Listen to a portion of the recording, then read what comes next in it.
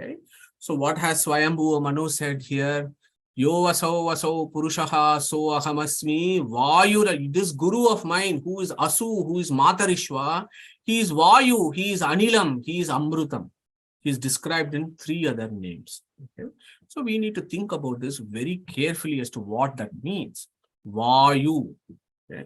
It is not just air, right? Abhimani vyapadeshastu visesha anugatibhyam, rule of Veda Vyasa. Whenever any material component is being described in the Vedas, we always think about the sentient being behind all this. Okay. So we are thinking about Vayu Devata here, not wind. If there is any transliteration that talks about the wind, it's unfortunate and they just don't have adequate scholarship, period. So Vayu here is a sentient being.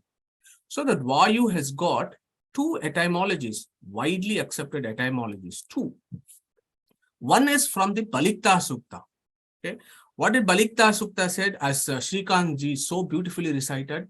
Balikta tad vapushe dai darshatam. Okay. So what Balikta, that Balikta is split into Bhat Itta. Bhat in Sanskrit means strength.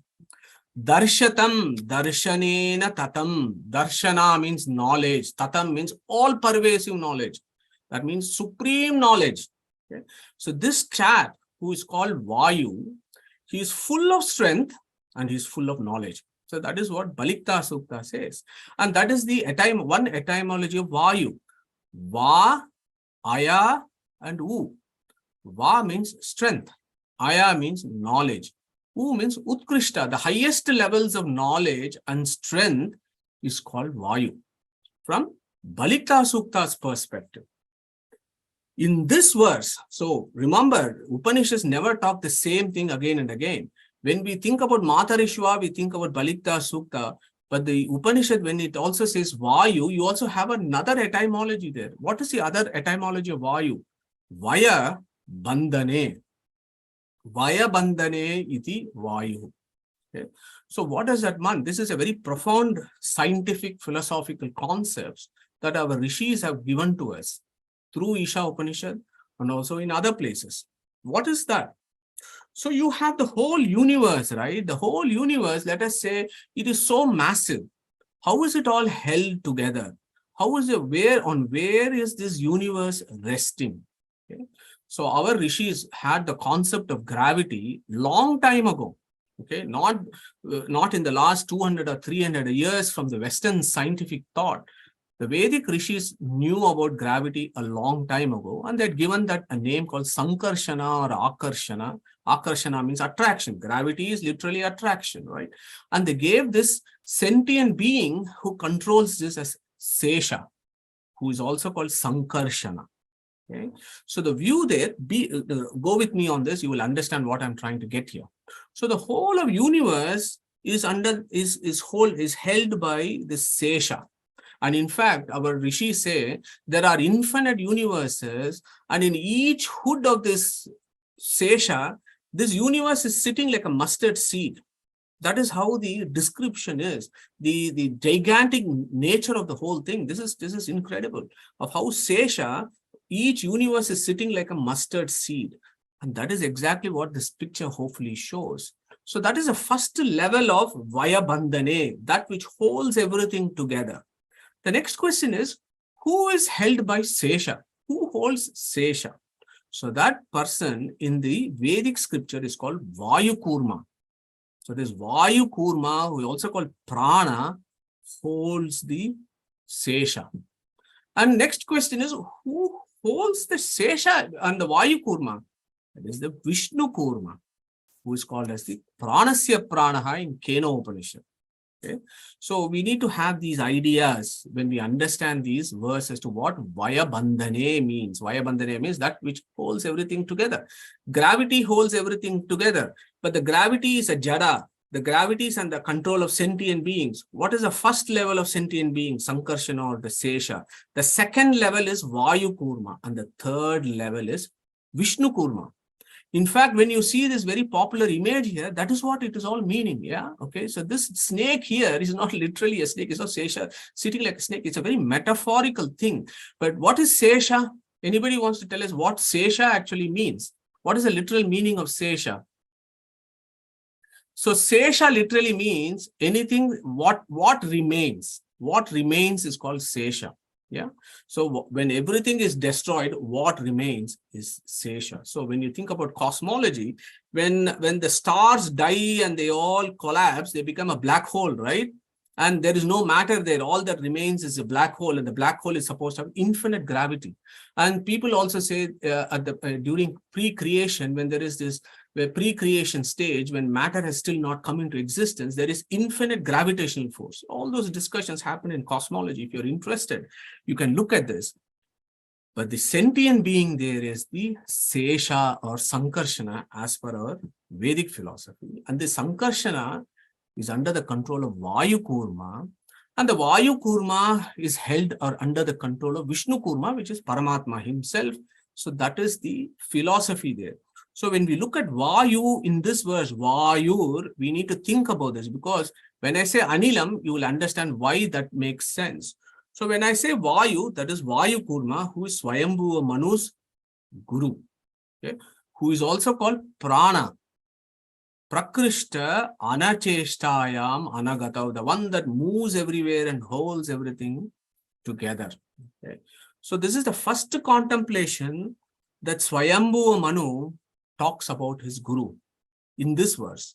After telling him, after praising him as Matarishwa and then praising him as Asu, then he calls him as Vayu. Okay.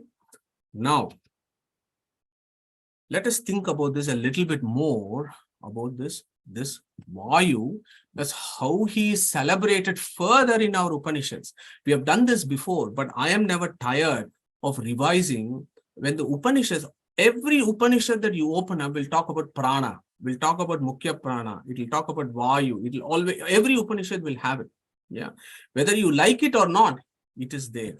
So as I said, matter, gravity, Vayu Kurma or Prana. This guy, Prana, is celebrated everywhere. Okay. How is he celebrated? Sahovacha Vayur Vai Gautama Tat Sutram. Vayuna Vai Gautama Sutra. Sutrena Ayam Chalokaha Paranchalokaha Sarvani Cha Bhutani Sandribdani Bhavanti. Brihadaranyaka Upanishad. Clear statements. Sahovacha Vayur Vai Gautama Tat Sutram. So he says this Vayu is the one that is the thread that holds everything together. Okay. Taittiriya Upanishad, in fact, goes to the next level. It says, Namaste Vayoho, Tvameva Pratyaksham Brahmasi, Tvameva Pratyaksham Brahmavadishyam. Okay, so I don't know how certain folks can forget these lines, or they conveniently pass over these lines in the Upanishads. Okay. So these are all critical statements when our rishis celebrate this Vayu. Vayuna Vai Gautama Sat Sutram, Namaste Vayoho, Tvameva Pratyaksham Brahmasi. This is beautiful. The rishi there is saying, we cannot see this Vishnu Kurma, but we can feel this Vayu Kurma in the wind. When he blows, we can have some feeling, some pratyaksha we can do. You are the pratyaksha Brahman for us. We cannot see this Vishnu Kurma, but you are this pratyaksha Brahman. Namaste Vayoho. That Vayu I bow to thee. You are our pratyaksha Brahman. So they celebrate that in Taittiriya Upanishad. In Kena Upanishad, of course, Shrotrasya Shrotram Manasa Manaso Yad Vachaha Vacham Savu Pranasya Pranaha. It goes to another level and talks about this prana. We'll come to this in a minute. If you look at Prashna Upanishad, it talks only about Prana Tattva. Okay? When you understand the deep philosophy of Prashna Upanishad, it gives beautiful analogies. Like, so you may remember this. Mashika Madhukara Raja Utkramantam Sarvameva Utkramante Tasminishta. So this Mukhya Prana is compared to this queen bee, and the rishi there says, when the queen bee leaves the beehive, all other bees leave. And when the queen bee comes back to the beehive, all other bees come in. That is our situation. This beehive is like this body. All these other bees are like the Abhimani Devatas. And when the queen bee, who is Mukhya Prana himself, when the prana leaves, all other fellows have to leave and the body falls down dead. That is how our rishis celebrate this Vayu Tattva Prana. Ara iva ratanabhau prane sarvam pratishthitam. So this body is like a chariot, and this prana is like this ara, this axle that holds the chariot together. If this thing comes out, the whole chariot collapses. Okay. So Prashna Upanishad then completes as Pitatvam Matarishvaha Naha. So the Devatas, then there is a Vayu Stuti there in Prashna Upanishad, where the Devatas then say, you are our father. Pita Tvam Matarishva Naha. Naha there means for us. Pita, father, you are our father. Yeah, that is what all the Devatas talk about. And it is not surprising that Swayambhuva Manu is also doing the same thing in this Upanishad. Evameva ayam asmin sharire prano yuktaha. Chandogya again says, this is like this body is connected by this chain which is pulled by this prana. So they celebrate this not only in Pindanda, but also in the Brahmanda, this Vayu Kurma. And then, of course, as I told you, this Vayu Kurma himself is under the control of Vishnu Kurma, which is celebrated in Keno Upanishad. And of course, Isha Upanishad has also said that Isha Vasyam Idang Sarvam. Okay, so this Isha, he is there everywhere. Anybody wants to take this Gita 7.7, please? It's a very popular verse of Gita, chapter 7.7. Anand, go for it. Mattah parataram nanya kinchidasti dhananjaya mai sarvam idam protam sutre manigana iva. Beautiful, Anand. Thank you so much. So look at the Gita verse 7. That also talks about the sutra there, right? They talk about sutra in Gita 7. That sutra is this Vishnu Kurma, who is the ultimate, the string that holds everything. Okay. Brihadaranyaka also says this Vayu Kurma Tat Sutram Vayuna Vai Gautama Sutram. Okay, so Vayu is also a sutram.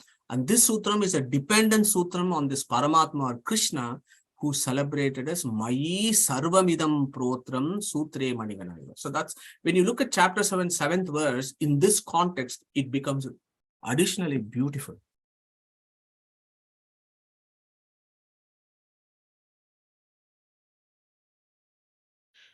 HinduKnowledgeAcademy.com will celebrate Vedic culture and present its philosophies to the modern Hindu in an accessible format. Our ancient heritage is our greatest strength. Through preservation and dissemination, together let us spread positivity in the world.